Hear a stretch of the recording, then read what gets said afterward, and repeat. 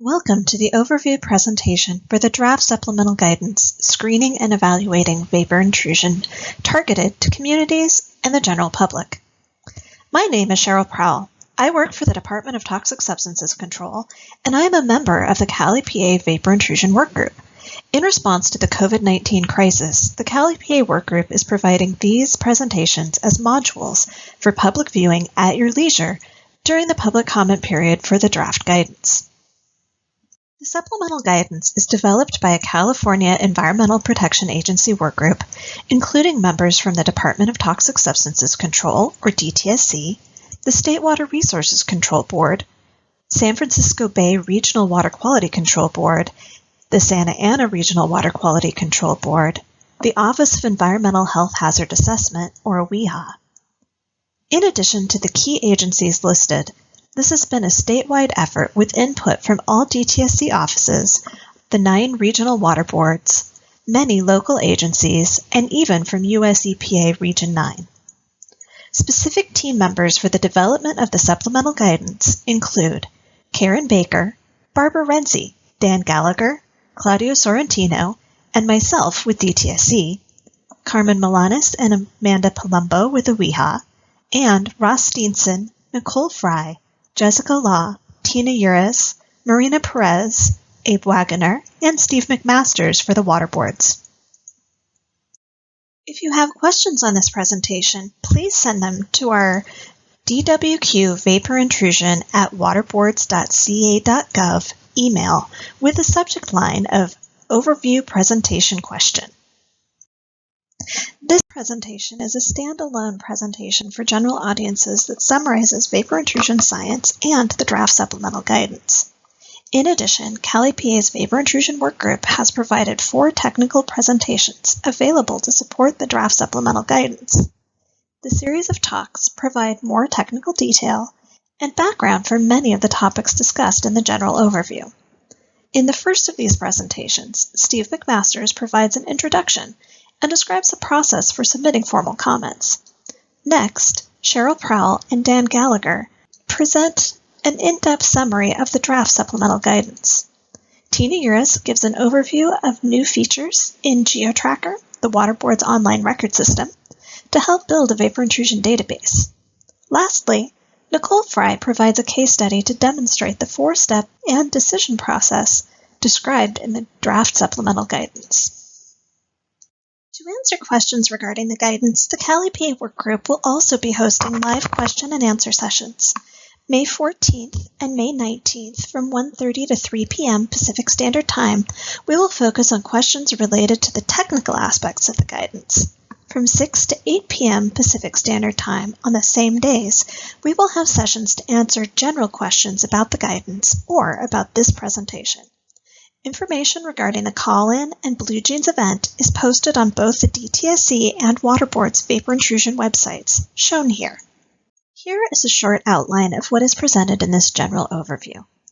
Discussion of vapor intrusion basics, then an overview of the draft supplemental guidance, focus on how the guidance may impact you, how and when we anticipate starting to use the guidance, public comment, information and process, and finally, a short summary of the Cali-PA Vapor Intrusion Workgroup's next steps. So why is Cali-PA updating existing vapor intrusion guidance documents? What's out there now is DTSC's 2011 Vapor Intrusion Guidance and the San Francisco Bay Region's 2014 Trichloroethylene Framework. Both of these documents are over 5 years old, and science is rapidly evolving. In order to maintain protection of human health and promote statewide consistency, a joint vapor intrusion guidance is appropriate. Now, let's get into the overview. Vapor intrusion is complex, but I'll explain each part of the process. Vapor-forming chemicals are chemicals that easily volatilize or form vapors and move from a liquid into air. Examples include dry cleaner fluids such as tetrachloroethylene or PCE, solvents used for degreasing such as trichloroethylene or TCE, gasoline and diesel fuels, paints and thinners, and elemental mercury. What is the process for vapors to enter into a building? When there has been a spill to soil or groundwater, such as the spilled barrel shown to the left, there is potential that contaminants will form vapors, also called soil gas, that can move through the soil or sewer lines into a home. These vapors move through dry pockets within soil toward the surface. Buildings' foundations act as a barrier to migrating vapors. However, vapors can enter the building through cracks and faulty sewer connections. Once the vapors migrate into the building, they will mix and dilute with air inside the building and may be vented to outside air. There can also be vapors inside the home from commonly used household products such as furniture and carpets, dry cleaned clothing, and cleaning solutions. How do we identify if there is a vapor intrusion problem? Environmental professionals use various sampling tools to identify if contamination and vapors exist. Monitoring wells are used to observe and measure contamination in groundwater. Soil gas wells, or probes, are used to observe vapor concentrations above the groundwater. Subslab samples are collected below a building's foundation to observe the vapors immediately below a building. Lastly, indoor air samples are used to observe any vapors within a building. Can those vapors cause health problems? Yes, they can in some cases. It depends on the type of chemical, what concentrations you are exposed to, and how long you've been exposed. Some possible short-term effects include headache, nausea, shortness of breath. There could also be complications with fetal development. Some possible long-term effects include cancer, damaged organs such as liver, kidneys, and lungs. One chemical of concern is trichloroethylene, or TCE. TCE is a common industrial solvent that is also found in many household products such as gun cleaners or repellents. Although it takes a very long time, TCE can also form as tetrachloroethylene, or PCE, breaks down in the environment. So why is it a concern? It's a chemical known to cause cancer. In addition, in 2011, EPA identified that TCE at very low concentrations and short exposures can possibly cause birth defects during the first trimester of pregnancy. So uniquely for this chemical, we need to have an accelerated response if TCE vapors are identified. Building characteristics can strongly control vapor intrusion. Buildings with intact foundations, such as the one on the left, prevent or minimize vapor intrusion, whereas buildings with heavy cracking of the foundation or a lot of utilities penetrating the foundation, such as that on the right, have increased risk for vapor intrusion. Also, buildings with basements are more at risk from vapor intrusion, and indoor air concentrations in the basement may be higher if there is low mixing of outside air. Lastly, as buildings age, normal settling of the buildings occur, and unfortunately, building foundations will develop increased cracks. Weather and climate can also strongly control vapor intrusion. Changes in weather can cause pressure differences between the atmosphere, below the building, and within the building. When it gets cold outside, we turn on our heater. The hot air rises in the building, thus pulling vapors from below the building into indoor air. In contrast, when it is hot outside, we turn on our air conditioning. Usually this overpressurizes the building, pushing vapors out of the building. Rain can saturate the soil outside of the building's footprint, which concentrates vapor in the dry areas below the building. Strong winds can cause internal building pressure to reduce, thus causing more vapors to enter into a building. The simple way to think of all of this is that our heating and air conditioning systems and wind can act as a pump, pushing vapors out and pulling vapors into the building. It can be a challenge when interpreting sampling results to determine if chemicals present in indoor air are coming from vapor intrusion from the subsurface. Are the vapors coming from outside or ambient air? To check for this, we sample the outdoor air at the same time as sampling indoor air. Are the vapors coming from common household products? To check for this, we should remove household products that may be interfering with our sampling. Now, let's discuss the supplemental guidance. The supplemental guidance improves vapor intrusion investigations by outlining and describing good processes that environmental professionals should use to conduct vapor intrusion sampling and collect representative samples. Recommendations that vapor intrusion sampling be done early in a site investigation rather than waiting for a full site investigation to be complete to protect public health, and promotes a statewide consistent approach. The supplemental guidance covers focusing first on occupied buildings close to contamination, the recommended samples to be collected and results used to screen buildings for vapor intrusion, proper sample locations, and based on sample results, which steps to take next, and incorporation of sewer samples to identify if vapors are entering into the buildings through sewer laterals. Finally, when we need to make changes to our approach based on sample results. The supplemental guidance is similar to existing vapor intrusion guidance documents, including US EPA's 2015 guidance, in that buildings should be screened with soil gas concentrations.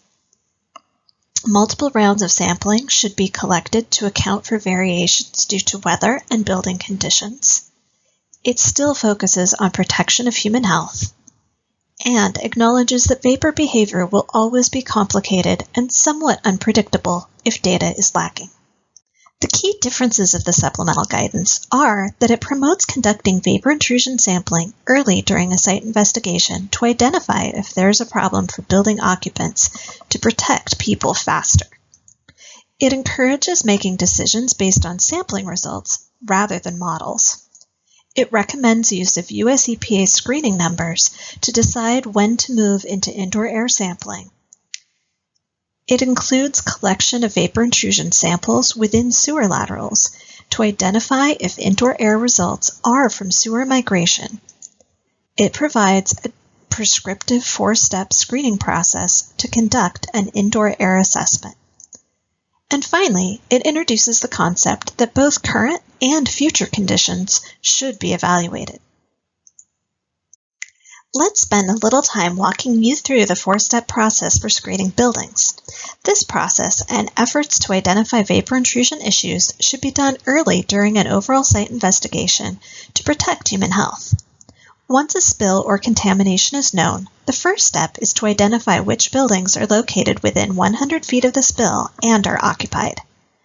After we identify buildings of interest, the next step, or step 2, is to install soil gas probes in proximity to those buildings, then collect samples. We recommend multiple rounds of sampling and at different seasons. If any of the soil gas sample results indicate there is a potential vapor intrusion problem, we recommend proceeding with a vapor intrusion assessment for that building. As part of this third step, indoor air sampling and air sampling just below a building's foundation should be done at multiple locations for an individual building and repeated multiple times at different seasons. Also, there may be situations where we need to go straight to indoor air sampling, especially if the building overlies shallow contamination. All sampling results should be compared to screening levels to identify if there is a vapor intrusion issue currently or may be one in the future. If a vapor intrusion issue is identified, then the 4-step process gives direction on how to manage the vapor intrusion process, likely through a combination of mitigation measures and cleanup of contamination. As a supplemental guidance, we want to make clear that this guidance is not a holistic document for vapor sampling. It does not provide direction how to collect samples, how to use mathematical models to evaluate site conditions. It does not set cleanup goals, and it does not tell the reader how to clean up contamination. We recommend that you use DTSC's 2011 Vapor Intrusion Guidance, DTSC's 2011 Vapor Intrusion Mitigation Advisory, or VIMA, and US EPA's 2015 OSWR guidance for direction on sample collection, mitigation measures, and cleanup methods. Cleanup goals should be worked out with a lead agency for a specific project. We want to make sure you are all aware of the potential impacts that this guidance may have to properties undergoing environmental investigation and neighboring properties. First, indoor air sampling may happen earlier in the process. We anticipate that more buildings will need screening. This may include more neighboring properties and will mean more coordination with the owners and occupants of those nearby properties to gain access to the property to sample and to communicate the results. If potential problems are identified, then we want to conduct indoor air and air sampling beneath a building's foundation. Because of the multiple rounds of sampling, this may make the overall project take longer. If we find vapor intrusion issues, we will want to control those vapors through a combination of mitigation measures and cleanup efforts promptly.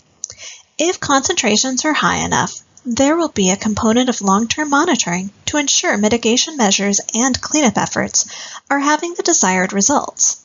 With increased monitoring and screening processes, it may delay redevelopment projects, thus may drive costs up.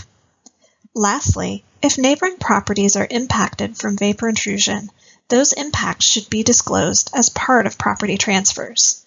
This might impact property values until the situation is fully resolved. You may be asking when this guidance will take effect. We would like to start implementing it after we have received all public comments, revised the guidance based on that feedback, then finalize the guidance. After finalization, we will be training regulatory staff. So how will we view cases? For new cases, we recommend using the guidance. For existing cases, we need to evaluate what sampling has already been done and what is missing. For closed cases, with any new science, some closed cases may need to be reevaluated. Each agency will evaluate their closed cases. Many will do this case by case based on changing land use or referrals. Some may systematically reevaluate a portion of their caseload. With US EPA's information regarding TCE, we need to look at our TCE sites more closely. Now let's discuss the process for providing comments. We want to share some upcoming activities associated with the draft supplemental guidance and vapor intrusion. As mentioned previously, we are hosting live question and answer sessions on May 14th and 19th for both the technical presentations from 1:30 to 3:30 p.m. and the general overview presentation from 6 to 8 p.m. The public comment period started February 14th and will end on June 1st. This deadline was extended from the original April 30th deadline due to the complexities with the COVID-19 crisis. The Cal EPA Vapor Intrusion Workgroup will review public comments and incorporate input as appropriate into a finalized guidance document. We anticipate that this may take up to 3 months, and the final version will be ready by late fall or winter of this year, but it may take longer with the volume of comments received. Additionally, Cal EPA is exploring proceeding with vapor intrusion regulation or policy that may develop in the near future. This draft supplemental guidance document can be found online at both DTSC's and the State Water Board's vapor intrusion websites. Unfortunately, hard copies are currently not available due to the COVID-19 crisis and directives from the governor to shelter in place. If lifted, hard copies will be available for viewing at each of our Water Board and DTSC offices. If you are having difficulty obtaining an electronic copy of the draft supplemental guidance or would like to receive a hard copy, please contact Abe Wagoner. His information is provided on the next slide and on the public notice. Again, the public comment period started February 14th and will end on June 1st, 2020. Please send comments either by mail to the State Water Board's address provided or by email to dwq-vaporintrusion@waterboards.ca.gov. Email is preferred, as I will explain in a bit. To assist you with your comment submittal, we have provided public comment instructions. These instructions can be found on both DTSC and State Water Board's vapor intrusion websites in both English and in Spanish. Again, if you have any questions on the submittal instructions, please contact Abe Wagoner. You have options to submit your comments. A comment letter can be sent to us either by mail or email. However, if you would like to help the work group, we have provided a couple of pre-prepared comment forms for your use that will help us categorize your comments. These pre-prepared comment forms are available as PDF and Microsoft Word documents. The PDF version has added capability by providing drop-down boxes to help target specific sections or attachments to the supplemental guidance. If either of these forms are used, we would prefer that you submit them by email so that we can copy and paste your comments into a database. Of course, you can send these forms to us through mail as well. If you'd like any help with the forms or how to submit comments, please contact Mr. Abe Wagoner. Abe's contact information is found on the public notice and the comment instructions discussed in the previous slide. The Cali PA Vapor Intrusion Workgroup anticipates that your comments will be available to the public and posted on the State Water Board's and DTSC's vapor intrusion websites. It's unlikely that the actual comment letters will be available to the public due to the new Americans with Disabilities Act requirements. It is likely that comments will be provided as a tabular format. Following the comment period ending on June 1st, the Cali PA Vapor Intrusion Workgroup will review all comments. The workgroup will respond to comments on a categorical basis. Comments and response to comments will likely be provided when the supplemental guidance is finalized, likely in the fall or winter 2020 timeframe. The workgroup's next steps are to complete the question and answer sessions. The last is scheduled for May 19th. Receive all public comments by June 1st. The workgroup will then compile all comments for review and develop answers. Concurrently, the workgroup will revise the guidance for recommendations that strengthen the guidance. We anticipate we will release the final guidance by late fall or winter of 2020. Lastly, we may be moving forward with development of vapor intrusion regulation or policy. More information is available from DTSC and the water boards online, or you can request more information via email using the email addresses shown here. This concludes the general overview presentation. If you have any questions regarding this presentation or general questions about the guidance, please send your questions to dwq-vaporintrusion@waterboards.ca.gov with the subject line, General Presentation Question. The workgroup will review your question and respond to as many as possible during the Q&A sessions to be held in May 2020. Thank you for your time.